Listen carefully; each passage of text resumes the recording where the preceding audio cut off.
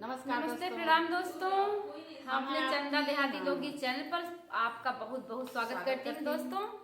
तो चलिए आप लोग सुनिए बहुत ही प्यारा सोहर गीत। तो जैसन भी आप लोग लागी जरूर एक बार सर्च मार ले चंदा देहाती लोकगीत। जरूर आप लोग अपना आशीर्वाद दीजिए। बहुत ही मनमोहक सोहर गीत बा, तो आप लोग सुनिए जरूर। पाँच बजन नैहर बाजत सतमा सासुर बाजे सतमा सासुर बाजे हो। पाँच बजन नैहर बाजत सतमा सासुर बाजे सतमा सासुर बाजे हो। सखी बर हो बाजन हमरे बाजत पिया नाई जागत पिया नाई जागई हो। बहिनी बर हो बाजन हमरे बाजत पिया नाई जागत पिया नाही जागई हो। अगना बहारे नीचेरियात सासू कहना उनियात सासू कहना उनिया न हो। चेरिया झट से तू चढ़ती टरियात पिया के जागवती उत पिया के जागवती हो।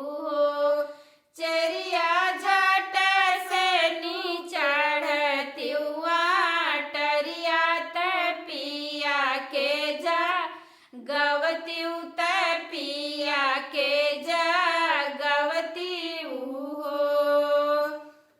चेरिया जे चढ़निया टरिया त झाके नीझा रोखवा त झाके नीझा रोखवा न हो।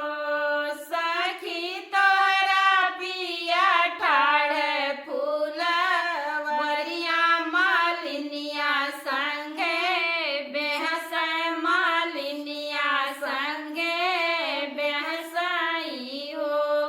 सखी तोरा पिया ठाड़े फूल वरिया मालिनिया संगे बेहस मालिनिया संगे बेहसाई हो।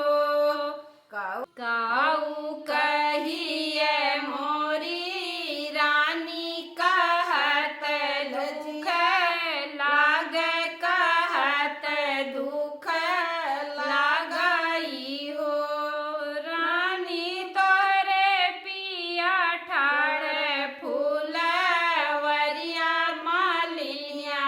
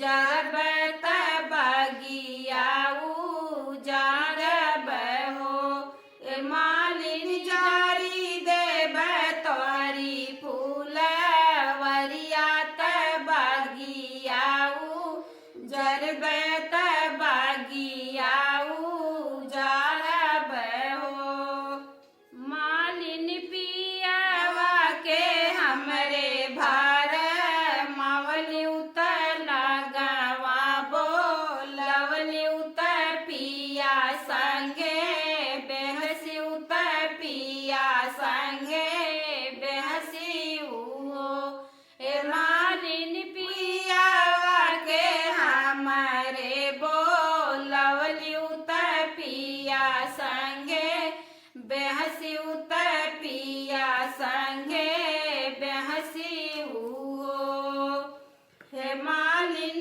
कौने नाते पिया संगे सोवली उतर कौने नाते बेहसी उतर कौने नाते बेहसी हो भल कैलू ये रानी भल कैलू रानी हमसे पूछलू त बातिया के जनलू त बातिया के जनली हो रानी पानवा कैसे जिया लगायो त फूल छित रायो त फूल छित रायन हो रानी पानवा कैसे जिया लगायो त फूल छित रायो त फूल